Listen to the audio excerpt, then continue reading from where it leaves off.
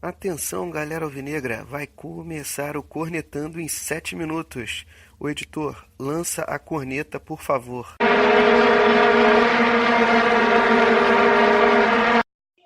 Sim, sim, sim, estamos começando mais o segundo podcast Cornetando em 7 minutos.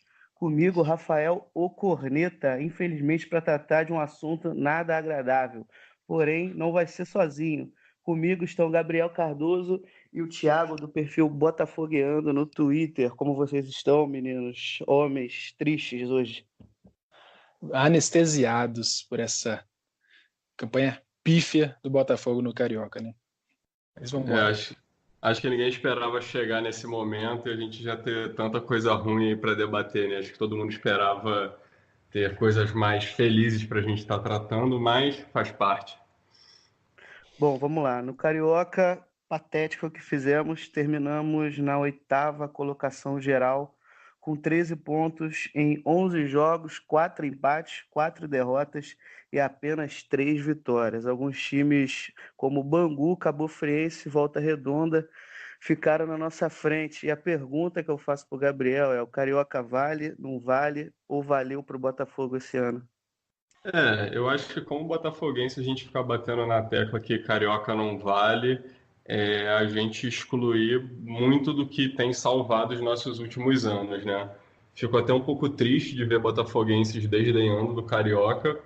Acho óbvio que tem uma importância menor comparado a outros títulos, mas o que a gente precisa entender é que ficar fora das semifinais, tanto de turno quanto principalmente do Carioca, é completamente catastrófico em todos os sentidos para a gente, principalmente institucional. Acho que o Carioca é um campeonato completamente deficitário, que dá prejuízo em todos os jogos. Então, justamente agora, na fase em que a gente vai ter estádios cheios, em que a mídia vai estar em cima da gente, vamos ficar treinando, fora toda a parte financeira, né? Todo o lucro. Então, o Botafogo, de forma nenhuma, a gente pode se contentar em terminar um campeonato atrás de Bangu e de Cabo Friense. E, para mim, é um resultado completamente catastrófico que tem que ser refletido internamente. E tem que começar pela torcida. A gente não pode ficar com essa ideia de que, como a gente tem escutado, que não tem problema, vamos focar na Sul-Americana, porque assim, ser eliminado no Carioca em março não tem nenhuma relação com a Sul-Americana que só acaba em dezembro ou com a Copa do Brasil. Acho que o Botafogo tem camisa o suficiente para disputar tudo, a gente tem que entrar com isso.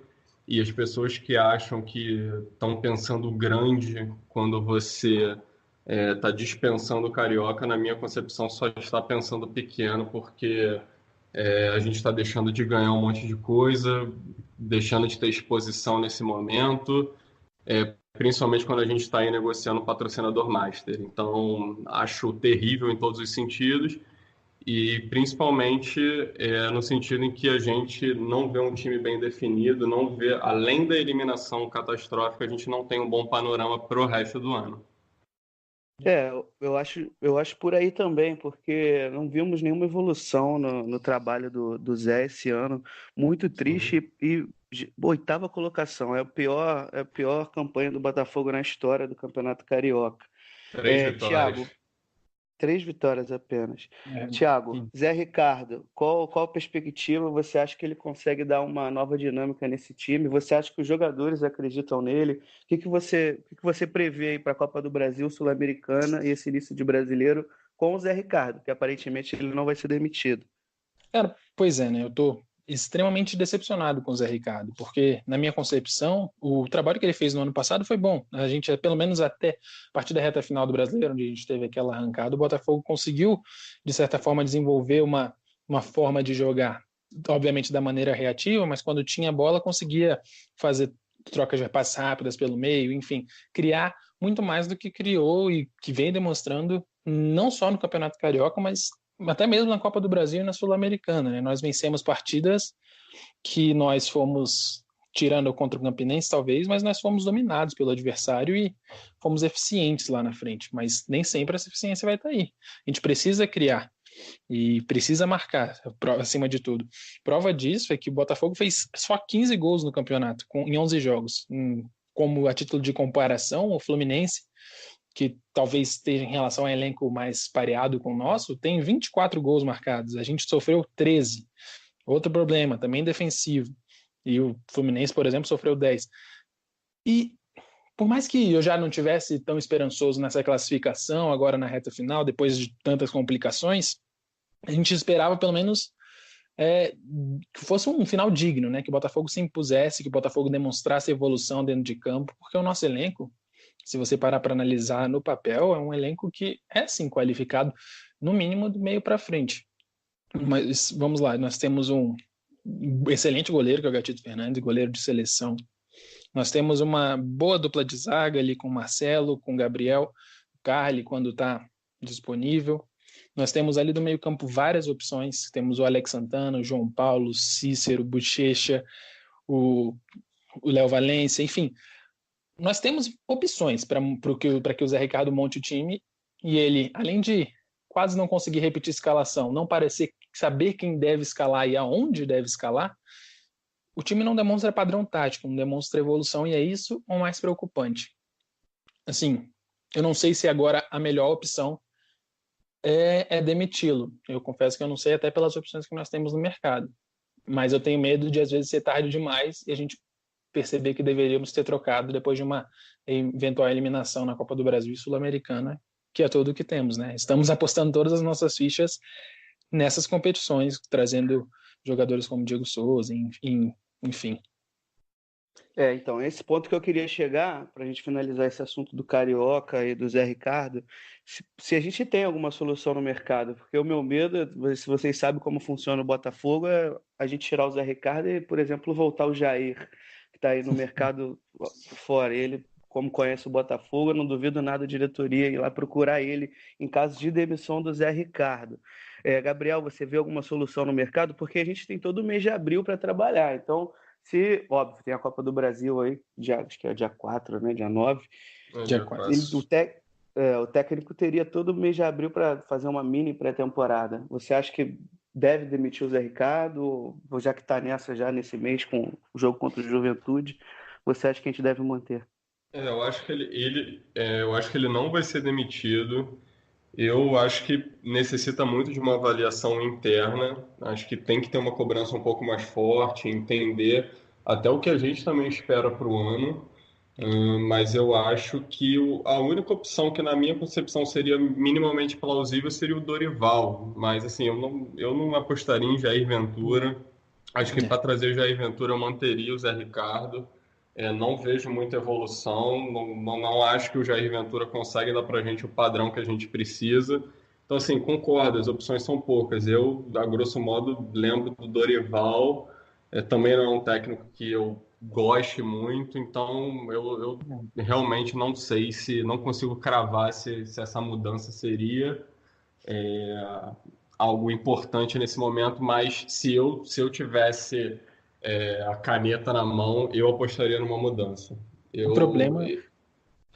Desculpa, Gabriel. O Não, problema do Dorival é que ele já teve problemas com o Diego Souza no São Paulo. Pois então, às vezes, exatamente. Isso complica. A gente tem o Thiago Largue também no mercado, que talvez fosse uma opção diferente, para o técnico mais novo. Mas é isso, ainda é muito apostas. Exato. Eu não acredito que um técnico estrangeiro, como alguns estão levantando também, seja uma boa solução.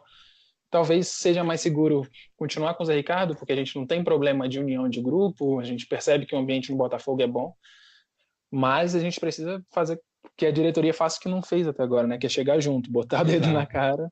Eu também mostrar... acho. Eu acho que talvez, mais do que mudar o nome, a gente precisa de uma mudança de atitude, uma cobrança interna, que na verdade, nesses pouco mais de 4 anos aí de mais Botafogo, a gente teve muito pouco. Então, acho que talvez seja por aí a saída. Fora que a gente esbarra também nos salários, né? Com certeza o Dorival ia estar ganhando bem mais de 250 mil que o Zé Ricardo, e o Thiago Largue talvez ganharia na faixa do Zé Ricardo. E aí tem multa também, né, para demissão, etc. Acabou de sabe, tem muita coisa envolvida. Bom, a princípio, então, vamos torcer para esse time evoluir, pelo menos minimamente, para o jogo contra o Juventude. Bom lembrar que hoje o Juventude tomou de 6-0 em casa para o Grêmio.